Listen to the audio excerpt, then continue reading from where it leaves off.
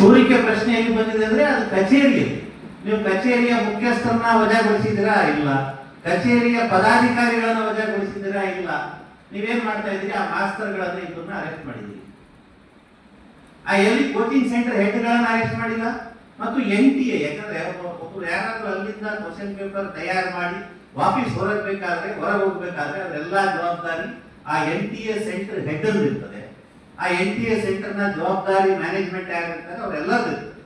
ಅದರ ಚೇರ್ಮನ್, ಅದರ ಪದಾಧಿಕಾರಿಗಳ ಮೇಲೆ ಕ್ರಮ ಜರುಗಿಸಬೇಕಾದ್ರೆ ಅವ್ರಿಗೆ ಇಮಿಡಿಯೇಟ್ಲಿ ಅರೆಸ್ಟ್ ಮಾಡಬೇಕಾಗಿತ್ತು. ಯಾಕಂದ್ರೆ ಸೆಂಟ್ರಲ್ ಇಂದ ಅದು ಬಂದಿರ್ತಕ್ಕಂಥದ್ದು. ಆ ಕಾರಣಕ್ಕಾಗಿ ಧರ್ಮೇಂದ್ರ ಪ್ರಧಾನ್ ಅವರು ಅಸಮರ್ಥ ಶಿಕ್ಷಣ ಸಚಿವರು ದೇಶದಲ್ಲಿ ಅನ್ನುವಂಥದ್ದನ್ನ ಅವರು ಪದೇ ಪದೇ ಸಾಬೀತಾಗಿದೆ. ಅವರ ಅವಧಿಯಲ್ಲೇ 24ರಲ್ಲಿ 2024 ಅವರೇ ಮಿನಿಸ್ಟ್ರು, ಪ್ರಶ್ನೆ ಪತ್ರಿಕೆ ಸೋರಿಕೆ ಆಗಿದೆ. 22ರಲ್ಲಿ ಅವರೇ ಮಂತ್ರಿ, ಪ್ರಶ್ನೆ ಪತ್ರಿಕೆ ಸೋರಿಕೆ ಆಗಿದೆ. 26ರಲ್ಲಿ ಅವರೇ ಮಂತ್ರಿ, ಮತ್ತೆ ಪ್ರಶ್ನೆ ಪತ್ರಿಕೆ ಸೋರಿಕೆ ಆಗಿದೆ. ಈಗೇನಾಗಿದೆ?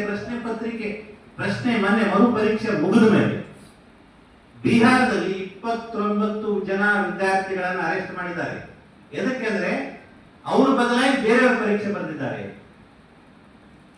ಯಾರು ವಿದ್ಯಾರ್ಥಿಗಳು, ಶೆಡ್ಯೂಲ್ಡ್ ವಿದ್ಯಾರ್ಥಿಗಳು ಯಾರಿದ್ರು, ಯಾರು ನಿಗದಿತವಾಗಿ ಒಬ್ಬ ವಿದ್ಯಾರ್ಥಿಗಳಿಗೆ ಪರೀಕ್ಷೆ ಬರೀಬೇಕಾಗಿತ್ತು, ಅವನು ಬದಲಾಗಿ ಬೇರೆಯವರು ಪರೀಕ್ಷೆ ಬರೆದಿದ್ದಾರೆ ಎನ್ನುವಂಥದ್ದು. ನೀವು ಒಂದು ಸಣ್ಣ ವಾಚ್ ಕಟ್ಕೊಂಡು ಹೋದ್ರೆ ಒಳಗ್ ಬಿಡ್ತಾ ಇಲ್ಲ, ಒಂದು ಉಂಗುರ ಹಾಕೊಂಡು ಹೋದ್ರೆ ಒಳಗ್ ಬಿಡ್ತಾ ಇಲ್ಲ.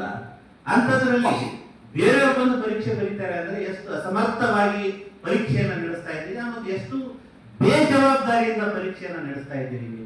ಆಮೇಲೆ AMCಗೆ ಅಡ್ಮಿಷನ್ಗೆ ಎಕ್ಸಾಮ್ ಸಪರೇಟ್ ಎಕ್ಸಾಮ್ ನಡೀತಿರ್ತವೆ. ಇಂಥ ಎಲ್ಲ ಎಕ್ಸಾಮ್ 88 ಪರೀಕ್ಷೆಗಳು ಕಳೆದ 10 ವರ್ಷದಲ್ಲಿ ಸೋರಿಕೆ ಆಗಿದ್ದಾವೆ. ಅದರಲ್ಲಿ 48 ಎಕ್ಸಾಮ್